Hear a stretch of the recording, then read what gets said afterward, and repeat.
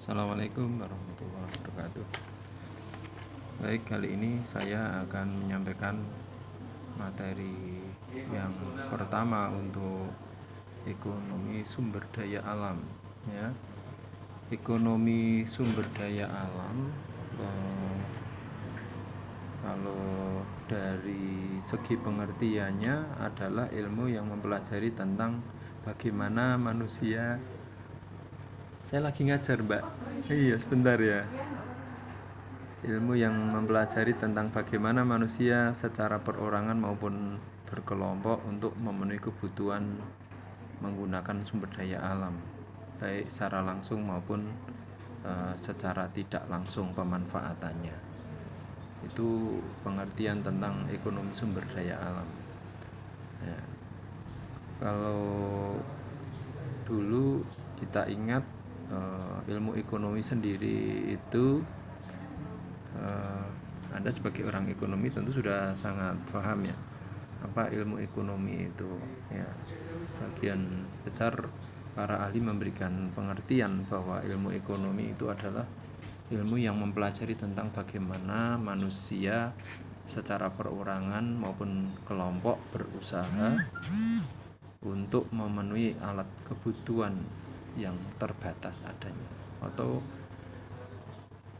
ada juga yang memberikan pengertian ilmu ekonomi itu adalah ilmu yang mempelajari tentang perilaku manusia untuk memenuhi kebutuhannya, yang mana kebutuhan itu bersifat tidak terbatas yang dihadapkan pada sumber daya yang terbatas, ya. Nah itu kalau kita mempelajari ilmu ekonomi seperti itu. Kemudian tadi sumber daya yang terbatas, ya. Kalau bicara tentang sumber daya alam, maka anggapan ilmu ekonomi, khususnya ilmu ekonomi konvensional, itu menganggap bahwa sumber daya alam itu terbatas, gitu ya.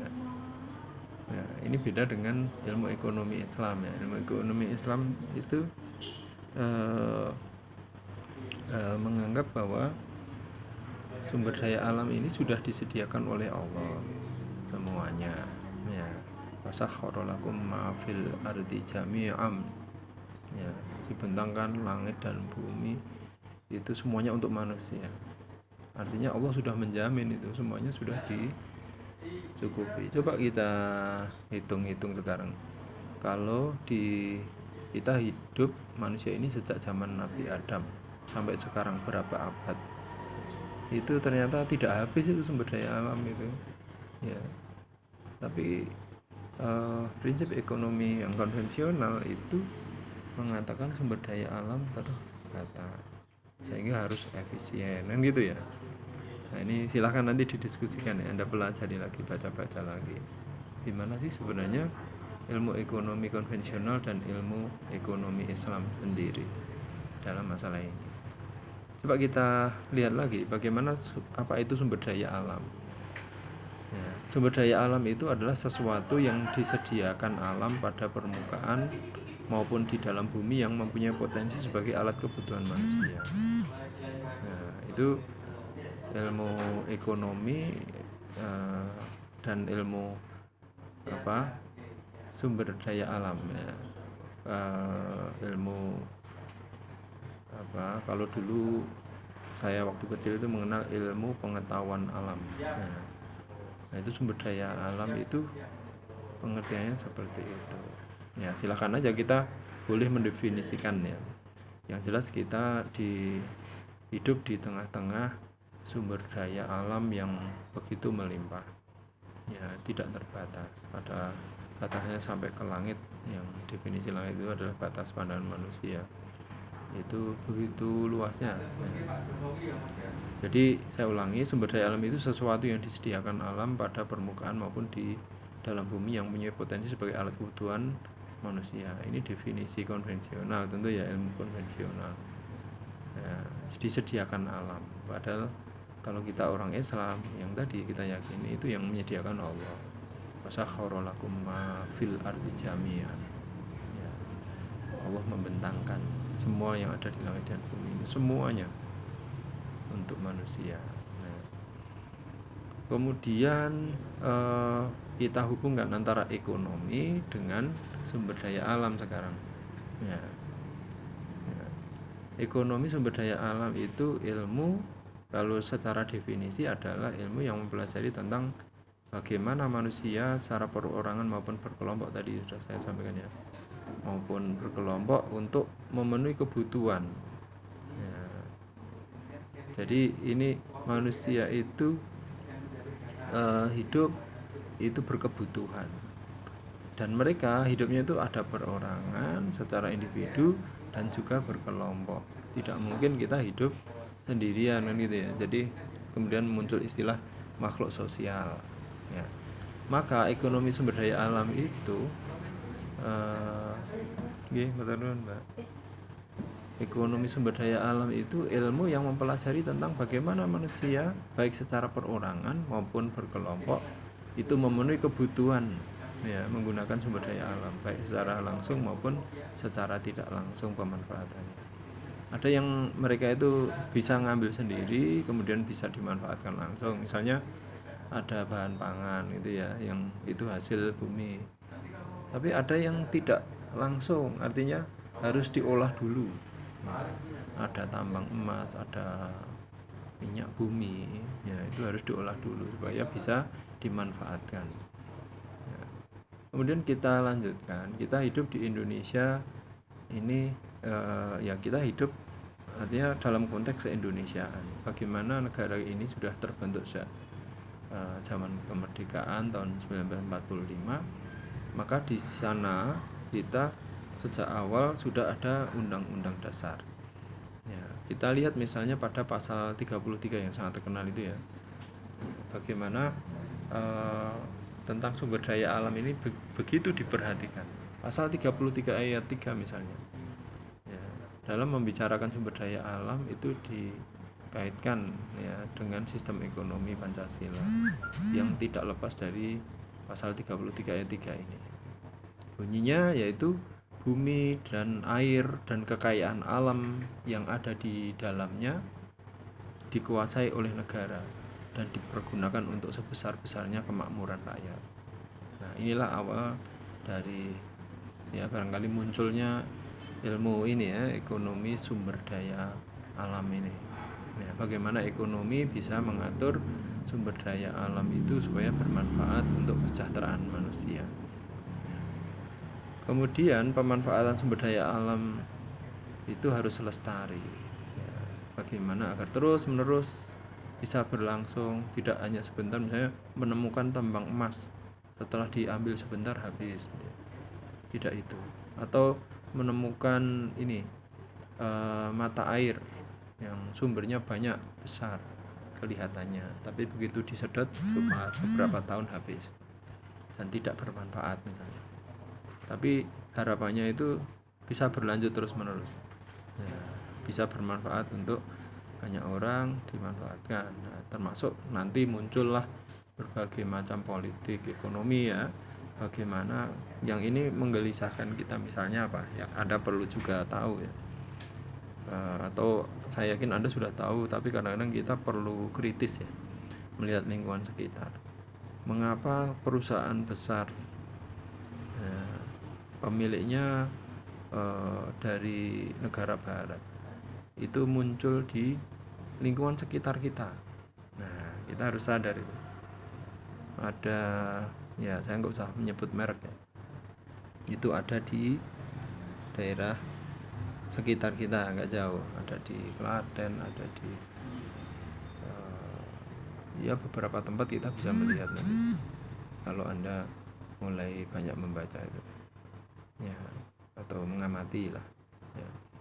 Jadi secara implisit dalam pasal 33 ayat 3 UUD 45 tadi terkandung maksud pemilikan, kemudian pengelolaan dan pengusahaan sumber daya alam oleh individu yang itu sangat dimungkinkan sepanjang tidak merugikan kepentingan umum. Nah, atau dengan kata lain, ini wewenang lembaga non pemerintah itu diperbolehkan untuk menguasai sumber daya alam ya, tapi bukan tanpa batas ya, tapi ada batasannya. Ya, batasannya apa? Ya, batasannya tentu ada peraturan, ada undang-undang, ada mungkin kebijakan lokal atau lokal wisdom masyarakat ya. Itu agar penguasaan itu tidak mengganggu kepentingan umum ya, atau justru memberikan kesejahteraan pada masyarakat. Maka sangat aneh misalnya ada perusahaan besar yang itu ekspor ke negara-negara lain, tapi masyarakat di lingkungannya miskin-miskin. Nah, itu misalnya itu. Ini yang harus difikirkan ya. Jelas sekali yang pemilikan yang tanpa batas itu akan ya berakibat pada hal yang negatif yang merugikan banyak orang. Maka sekarang sebenarnya kalau masyarakat sadar, dia bisa ya, misalnya di lingkungannya banyak Alfamart, Indomart ya, saya boleh menyebut ya karena memang sudah kenyataannya seperti itu apakah masyarakat sekitarnya itu berpikir mereka itu sebenarnya bisa untuk memiliki saham ya, saham dari Alfamart, Indomart. Dengan cara apa? Dia masuk ke bursa saham, membeli saham ya, banyak sebenarnya sarannya, cuma kesadaran masyarakat ini yang perlu dimunculkan hal seperti itu. Kemudian bagaimana definisi sumber daya alam berdasarkan UUD 45 pasal 33 ayat 3 ya, berdasarkan pasal 33 ayat 3 UUD 45 dapat definisikan bahwa ekonomi sumber daya alam adalah ilmu yang mempelajari bagaimana memanfaatkan kekayaan sumber daya alam yang efisien dan efektif untuk memajukan perekonomian dan kesejahteraan masyarakat secara berkelanjutan yang berwawasan lingkungan. Nah, jadinya definisinya seperti itu ya, definisi sumber daya alam ini. Nah, artinya ini sumber daya pengertian yang didasarkan pada undang-undang yang mana undang-undang ini menjadi payung hukum ya di atas undang-undang di Indonesia ini. Kalau Anda dulu mempelajari tentang bagaimana tingkat-tingkat kekuatan dari aturan-aturan yang berlaku di negara kita, undang-undang itu di bawah Pancasila dan pembukaan dan gitu ya, UUD 45 itu ya. Kemudian di bawahnya nanti baru undang-undang, di bawahnya lagi peraturan pemerintah, kemudian bawahnya lagi peraturan daerah dan seterusnya. Nah, jadi kalau didefinisikan ekonomi sumber daya alam itu menurut undang-undang ini adalah ilmu yang mempelajari bagaimana memanfaatkan kekayaan sumber daya alam yang efisien dan efektif untuk memajukan perekonomian dan kesejahteraan masyarakat secara berkelanjutan yang berwawasan lingkungan. Itu didefinisikan seperti itu ya. Poin-poin yang bisa kita lihat bahwa ilmu ini tujuannya adalah bagaimana agar sumber daya alam itu betul-betul termanfaatkan untuk apa? Untuk kesejahteraan masyarakat ya. Dan kesejahteraan itu berkelanjutan ya, tidak hanya pada misalnya pemerintahan tertentu, dan itu semua harus tidak melupakan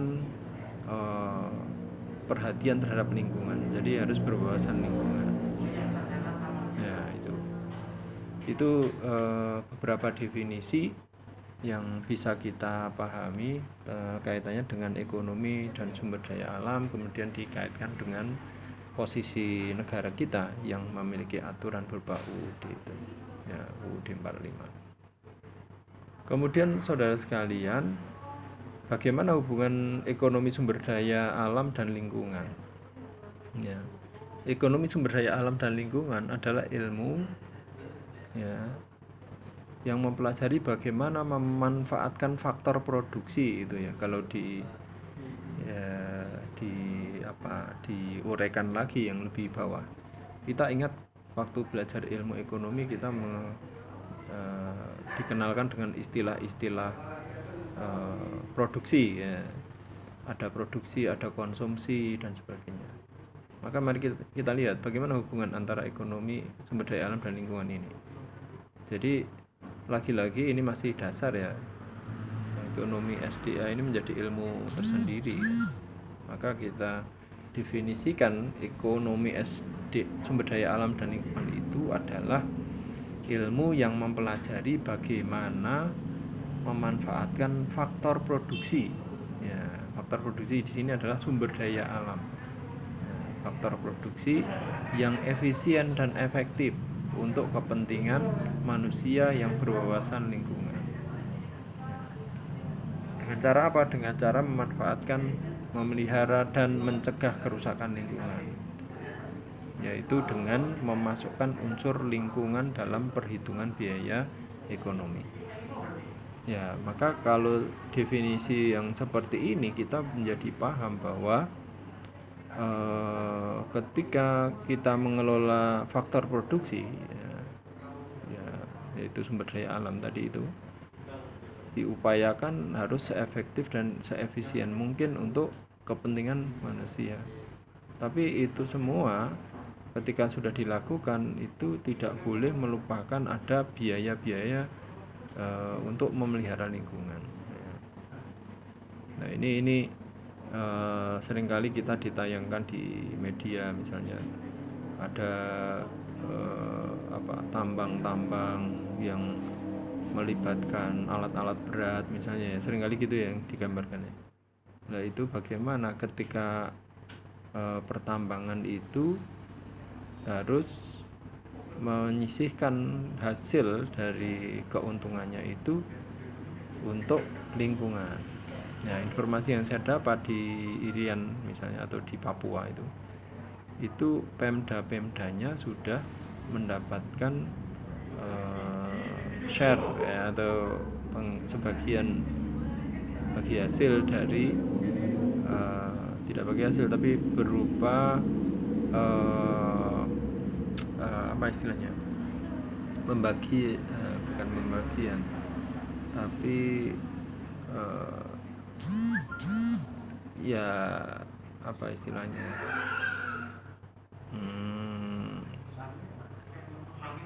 ya boleh dikatakan sebagian keuntungan itu diberikan kepada Pemda di sekitar dari pertambangan, karena memang Papua itu sebuah wilayah yang sangat luas gitu ya, dengan sumber daya alam yang masih besar gitu ya.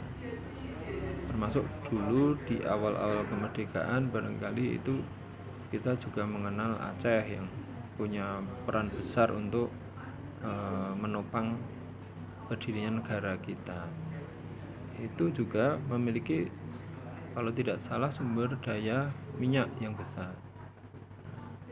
Nah ini seperti itu.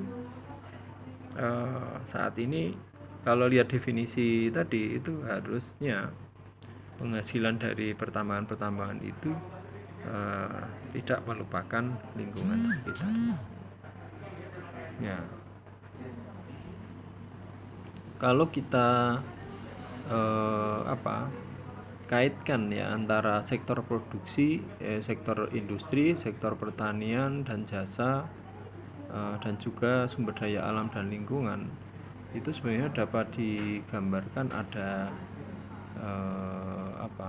adanya hubungan yang saling terkait ya. Ada hubungan antara sektor usaha, kemudian yang sektor usaha itu terdiri dari industri ya, kemudian ada sektor pertanian dan ada sektor jasa.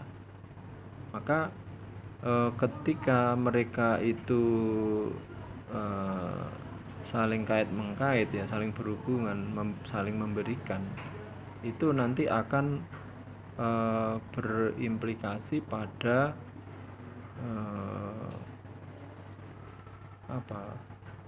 penduduk ya. Untuk industri itu misalnya bisa menjadi tempat untuk penduduk terutama yang ada di sekitarnya maupun secara umum untuk bekerja di situ misalnya. Yang mana industri ini bisa dikatakan sebagiannya itu mengolah dari hasil pertanian. Ya, ketika mereka sudah saling terkait itu, kemudian juga ada sektor yang ikut andil, yaitu sektor jasa. Ya, ada jasa keuangan misalnya untuk menopang perjalanan industri, bahkan pertanian sendiri. Ya. Maka di sini 3 sektor ini, sektor industri, pertanian dan jasa itu membutuhkan input. Ya, inputnya apa? Inputnya itu berupa hal-hal misalnya kapital, ya, modal. Mereka butuh modal untuk perjalanan usahanya. Kemudian untuk menjalankan sektor-sektor ini baik industri, pertanian maupun jasa, mereka membutuhkan tenaga. Nah, kemudian untuk bahannya mereka membutuhkan tadi ya faktor produksi tadi, sumber daya alam. Ya. Kemudian saudara sekalian, itu yang kebutuhan dasar ya, kebutuhan dasar. Supaya perjalanannya menjadi bagus, maka di samping 3 hal tadi, kapital atau modal, kemudian tenaga kerja dan sumber daya alam, maka untuk perjalanan industri, pertanian dan jasa ini membutuhkan adanya keahlian atau skill.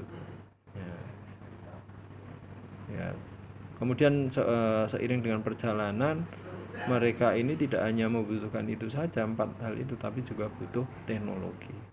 Karena semakin kesini, semakin arah ke kehidupan yang semakin modern, maka dibutuhkan teknologi yang semakin maju.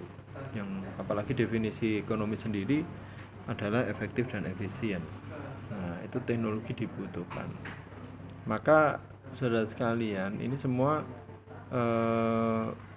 ya input tadi itu untuk ke sektor industri, pertanian dan jasa itu pada hakikatnya mereka itu merupakan satu kesatuan dari sumber daya alam. Ya. Nanti ketika sudah diproses, maka nanti muncullah output ya. Jadi input yang berupa kapital, tenaga kerja, sumber daya alam, skill dan teknologi tadi, kemudian diproses di industri, pertanian dan jasa, maka muncullah output. Nah, outputnya ini akan memberikan dampak, ya, baik dampak yang positif maupun yang negatif. Untuk yang positif itu kepada penduduk tadi ya, penduduknya menjadi ikut merasakan hasil dari industri, hasil pertanian dan jasa. Kemudian dampak negatifnya adalah tentu yang seringkali mengemuka ya sekarang ini adalah polusi ya. Polusi ini banyak ini ya, polusi macam-macam, ada polusi air, polusi udara, bahkan polusi suara ya, macam-macam. Jadi itu gambaran tentang kaitan antara sektor industri, pertanian dan jasa yang dikaitkan dengan sumber daya alam dan lingkungan. Nah, ini yang harus dipahami dalam lingkup pembicaraan kita tentang ilmu ini. Kemudian saudara sekalian, tadi sudah beberapa definisi sudah kita pahami, ada 4 hal paling tidak tentang definisi ilmu ekonomi. Kemudian tentang sumber daya alam. Kemudian tentang ekonomi sumber daya alam yang menyatukan 2 hal tadi. Kemudian yang keempat adalah